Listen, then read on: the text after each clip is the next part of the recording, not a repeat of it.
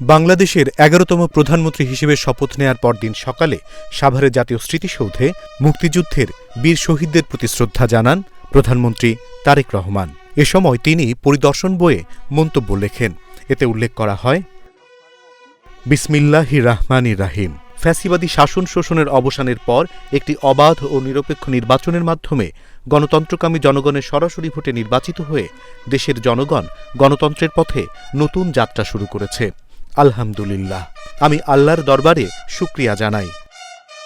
বাংলাদেশের নবনির্বাচিত প্রধানমন্ত্রী হিসেবে নবগঠিত মন্ত্রিসভাসহ আমি ১৯৭১ সালের মহান মুক্তিযুদ্ধের বীর শহীদদের প্রতি বিনম্র শ্রদ্ধা নিবেদন করছি, যাদের আত্মত্যাগে আমাদের স্বাধীন বাংলাদেশ ১৯৭১ সালের স্বাধীনতা অর্জনের যুদ্ধ থেকে শুরু করে ২০২৪ সালে দেশ এবং জনগণের স্বাধীনতা রক্ষার যুদ্ধ সহ দেশের ইতিহাসে এ যাবৎকালে দেশে গণতন্ত্র প্রতিষ্ঠার আন্দোলনের সকল শহীদদের প্রতিও আমি গভীর শ্রদ্ধা নিবেদন করছি। আমি এবং আমরা বিশ্বাস করি, শহীদের আকাঙ্ক্ষা ছিল একটি নিরাপদ, মানবিক, গণতান্ত্রিক, স্বাধীন, সার্বভৌম বাংলাদেশ প্রতিষ্ঠা।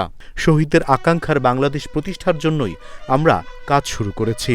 আল্লাহ যেন আমাদেরকে জনগণের সামনে ঘোষিত প্রতিটি কর্মসূচি বাস্তবায়নের তৌফিক দান করেন। আমি আবারও আল্লাহর দরবারে সকল শহীদদের মাগফিরাত কামনা করছি। স্বাক্ষর তারেক রহমান।